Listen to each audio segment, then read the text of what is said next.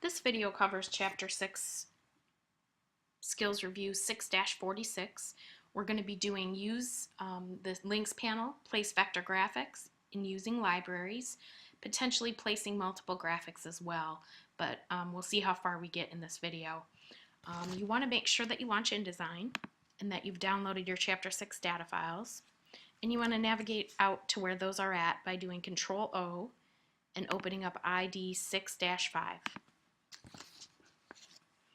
It says click Don't Update Links. Usually you would update links, but this time we're going to hit Don't Update Links. And we have a 2-page brochure in front of us. Go ahead and save it as Program Cover.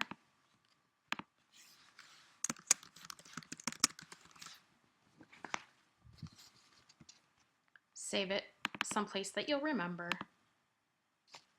And if necessary, select each graphic file that shows the modified icon. Then click the Update Link button. Okay, none of these show that it's been modified, so we don't have to click the Update Link button here. InDesign knew exactly what to update. So what we're going to do now is step 3. Click the Selection tool. Click the Spotlight graphic on page 1. Then note that the graphic's name is highlighted on the links panel. You can notice that here. It says Spotlight PSD. Click Final Logo AI on the links panel. Then click Go to Link button. So you've got that here, and then you want to just go down here in the links panel and go to link. You can see that that brought us right to the link. Step 5, click Susan PSD on the links panel, then click the Go to Link button. Went right to Susan. Step 6, click the Relink button. That's right here. Navigate to the EOU moved folder. Click Susan PSD, then click Open. So we're going to navigate out here back to our Chapter 6 data files. Go to EOU moved, click Susan PSD, and then click Open. Nothing looked like it, and it doesn't look like anything happened, but it did. So now we're going to go to page 1. Fit the page in the window, which would be a Command or a Control-O. Then click the center of the spotlight oval to select the empty graphics frame. There's been one sort of sitting there, which we probably didn't realize was even there. Now we're going to move on to Place Vector Graphics. Step 1, click File in the menu bar, click Place, or Control-D. Navigate to your data files folder and click Logo with Shadow .ai.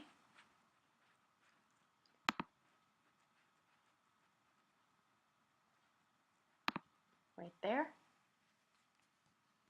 Then click Open.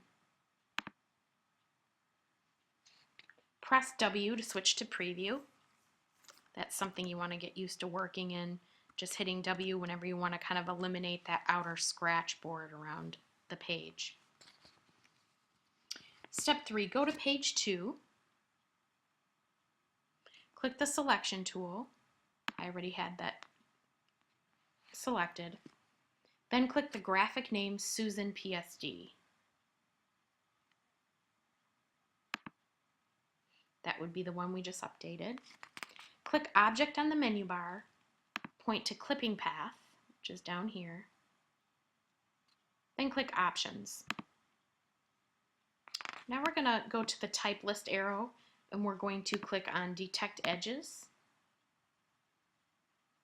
Verify that there's a check mark in the preview, so make sure this is checked here. Drag the threshold slider to 40. Then click OK. So now we have a clipping path of her face. With Susan PSD still selected, click Object on the menu bar, point to clipping path, then click Options.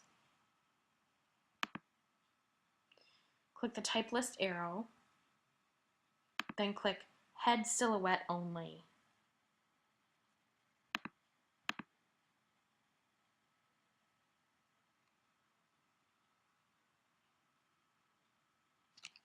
Actually, it said Alpha Channel. Sorry about that. And now we're going to click on Head Silhouette Only. That's here. Drag the threshold slider to 1.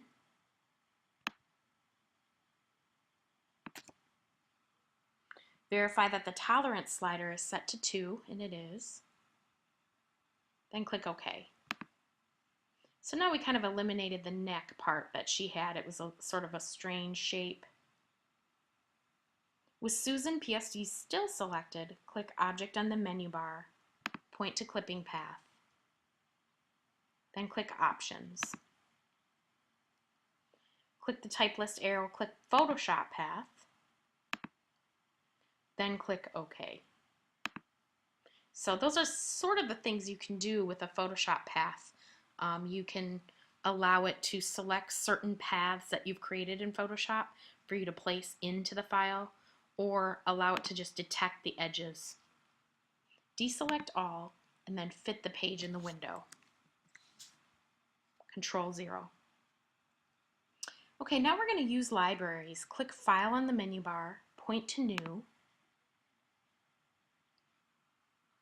then click Library. Name the library Susan's Library.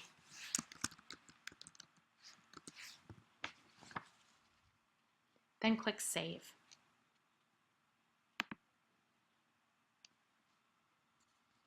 Click the selection tool, then drag the Susan PSD graphic from page 2 into Susan's library.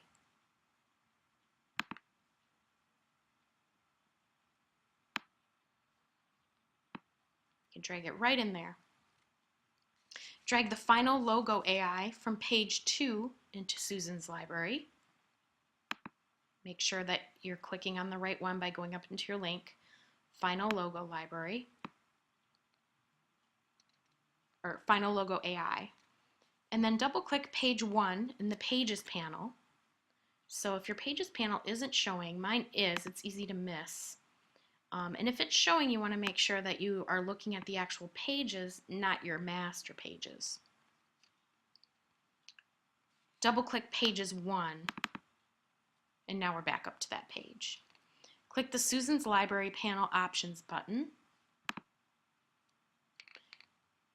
Then click Add Items on page 1 as separate objects. There you go. Resize the Susan's Library panel so that you can see all 4 graphics, which mine was already kind of large, so you can see them.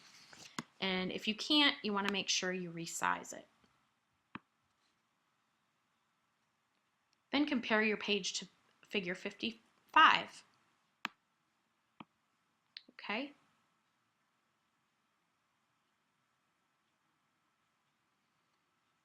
Save your work, so do a Command or a Control S. And then close the program cover.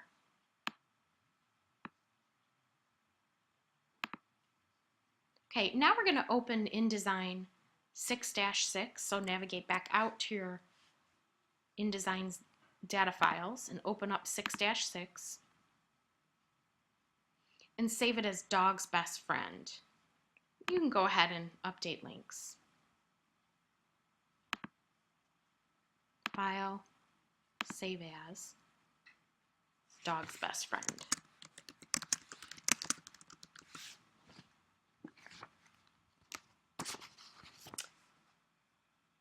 And save.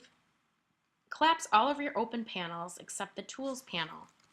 And how do we do that? You do a Shift tab. Click Window on the menu bar, then click Mini Bridge.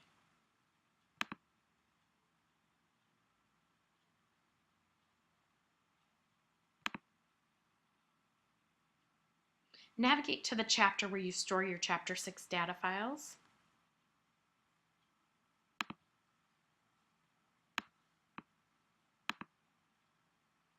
had to launch my bridge. I haven't used it in a while, so.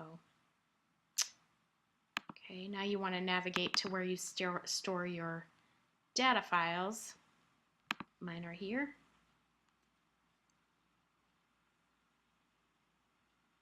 Drag the scale slider at the bottom of the panel left and right to enlarge and reduce the thumbnails.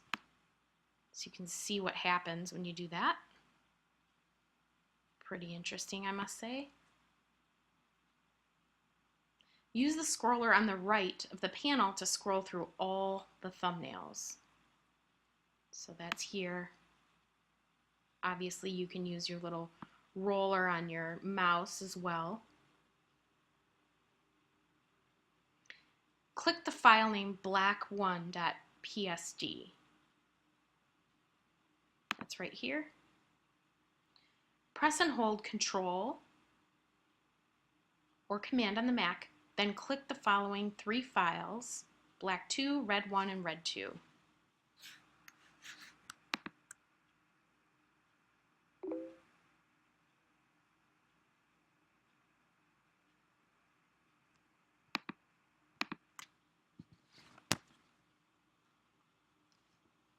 Position the pointer over any of the selected thumbnails, then click and drag the files from the mini bridge panel into the document.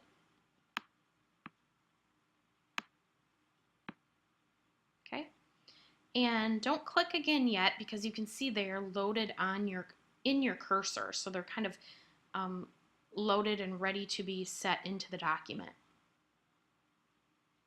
Minimize the mini bridge panel, so you can minimize that. Move it over here if you want. Press the right arrow key to scroll through the loaded thumbnails.